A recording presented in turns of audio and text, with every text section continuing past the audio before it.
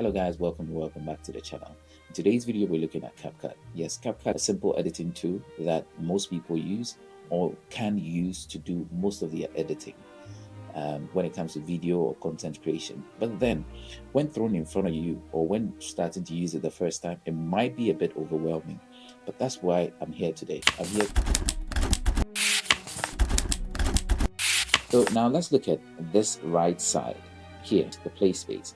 Now to understand the play space better, we're going to go to the import and then I'm going to select any of these things here. So let's say I select this. When I select this, immediately we get the player open.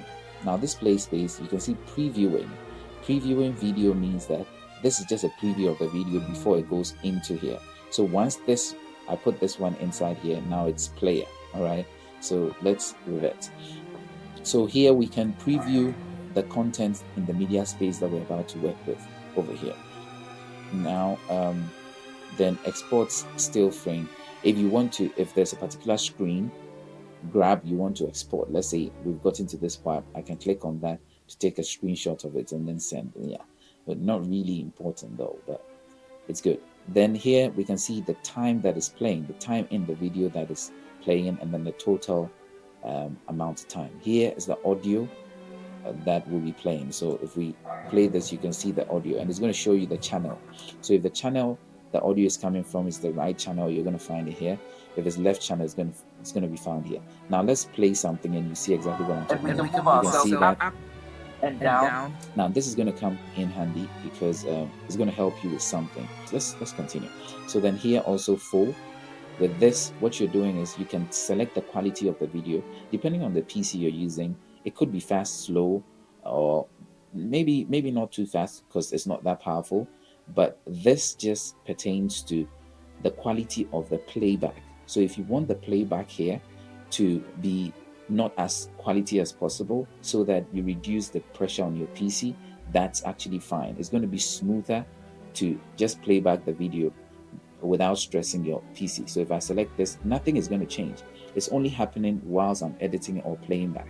But then when I export the video is still going to be whatever resolution that I keep it at. Then here is when I want to zoom in or out. So if I click on this, I can zoom in or out. All right.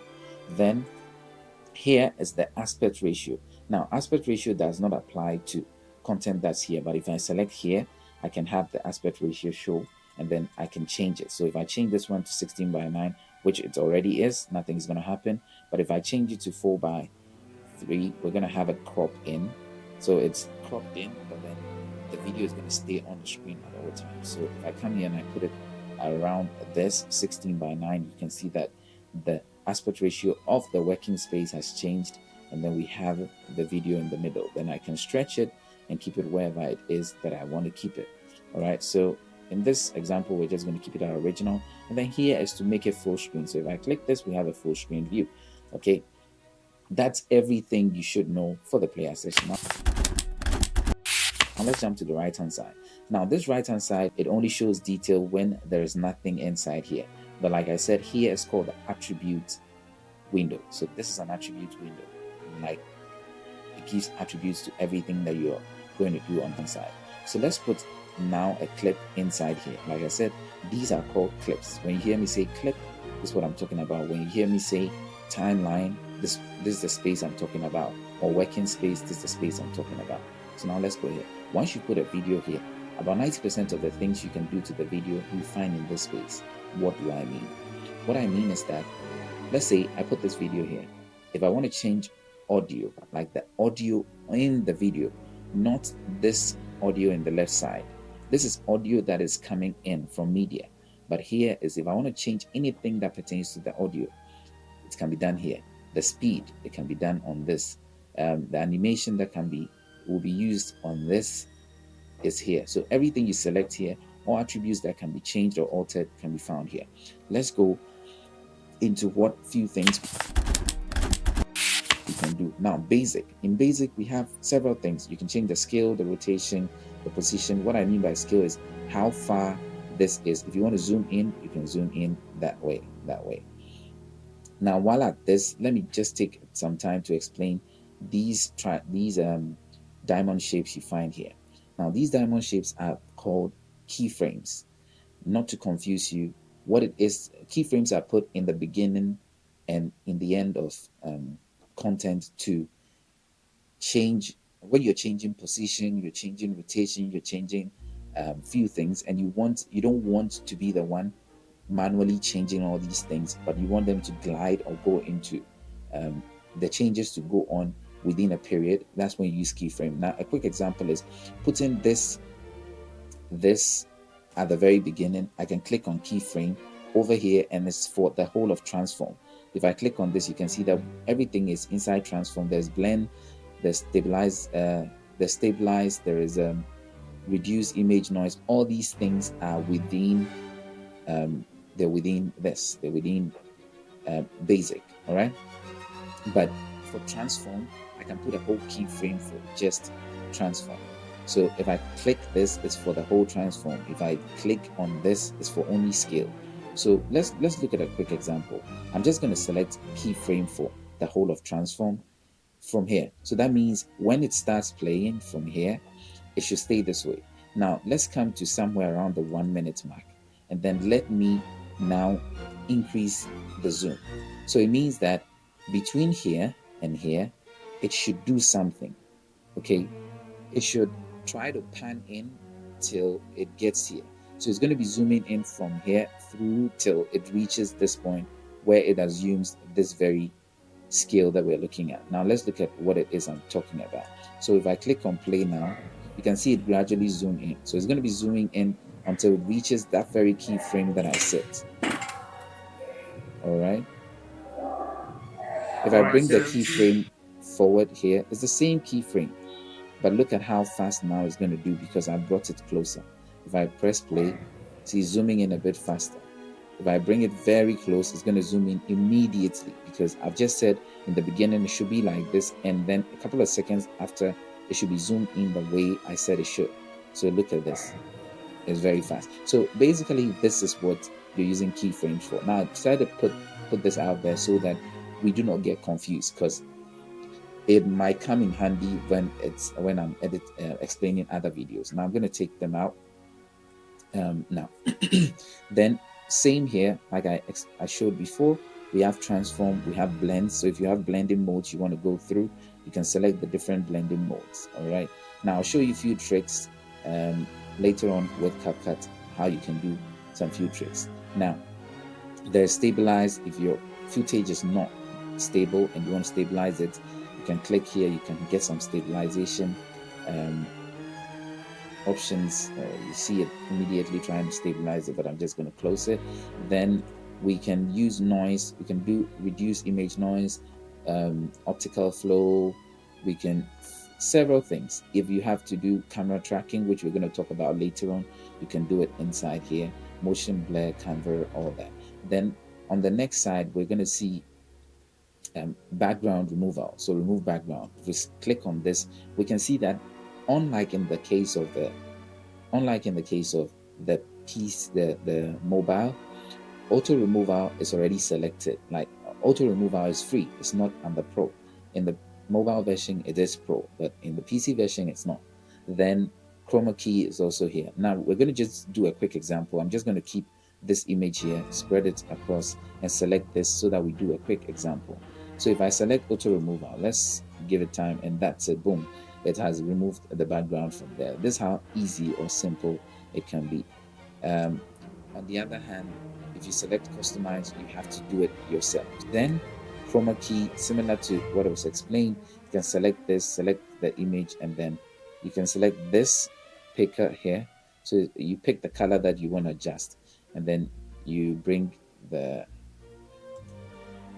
you can bring it here and take out that very color from it. So I select this, I can't do it again and again. So the thing is, best way I think is auto removal or using a green screen. So that if it's a green screen, once you select the chrome, you select the chroma key, you select that very green, and it's gone. All right. So that is just an example for the background removal. The mask, we'll talk about it in detail later on. Retouch, we'll talk about it in detail later on. So that's basically it for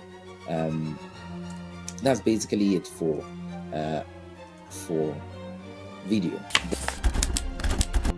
Then if you come into audio, you would find the volumes, the fade in, the fade out, all these things can be done here. Now, what I told you, this was going to come in handy. When we start playing, you can see that all the audio is in the right ear, okay? You see it here. It's in the right channel. So if we come here, you can fill one channel with the other. So if I click, for example, and again, this is in audio. If I click, for example, fill channel, we know it's in the right, okay? So we're going to fill the left with the right. Now, clicking on this would automatically fill the left side also. So if we play, we'll see both of them. And this will mean that if you have your speakers, you have this audio coming from both of them. You get me? Yeah, so that's for audio also. And coming to speed, in speed, there's standard where you can do standard speed test on speed changes on all of this. So you can move there, and then it's gonna move, it's gonna go faster. So if we play from here, we see a bit of fast movement. The higher we go, like you know already, it's gonna be faster. All right, but then also we could go slower. So this is 1, so that's the original thing, and then you can go slower, and you see it's a bit choppy. If you want to make it more flowy, you can always click on this to add a slow-mo effect to it. Okay, so if I select this, I can get the chance to either optically make it flow. That's longer time, better quality. It takes longer time to do that processing, or to generate faster, you just blend the frames together, and that's going to give you another type of effect in your video.